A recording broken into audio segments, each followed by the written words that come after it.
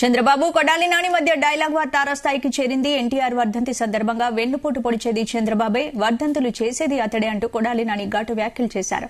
అయితే గుడివాడ వేదికగా కొడాలి నాని కామెంట్స్ పై చంద్రబాబు విరుచుకుపడ్డారు. కొడాలి నాని తులసివనంలో గంజాయి బొక్క అంటూ సెటైర్లు వేశారు.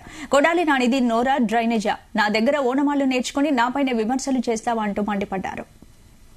చంద్రబాబు గుడివాడలు ఎవడొస్తాడు?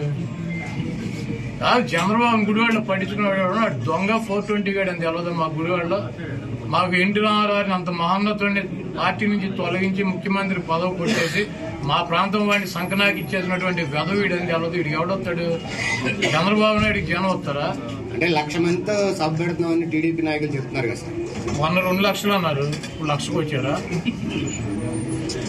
మొన్న వాళ్ళే పార్టీ మీటింగ్ పెట్టి 2 లక్షల మంది జనం అన్నారు, ఇప్పుడు 1,00,000కి వచ్చారా? అక్కడ తీసుకున్న ల్యాండ్ ఎంత చూసారా మీరు? 22 ఎకరాలు పొలం తీసుకున్నారు, దాంట్లో 9 ఎకరాలు పార్కింగ్ పెట్టారు, 5 ఎకరాలు డయాస్ వేశారు, 5,000 కుర్చీలు వేశారు.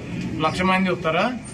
మీరు చేసిన రౌడీయిజం, మీరు చేసిన అరాచకాలు గుర్తు తెచ్చుకుంటే రక్తం పొంగుతుంది.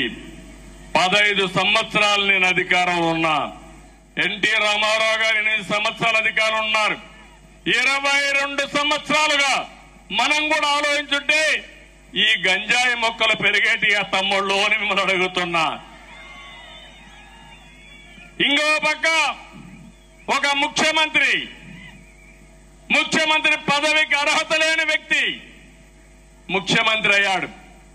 అందుకే చూస్తే బూతిశ్రీ అయితే ఆయనకి ఎమ్మెల్యే పదవి, బూతు రత్న అయితే ఆయనకు ఎంపీ పదవి, బూతు సామ్రాట్ అయితే అతనికి మంత్రి పదవి.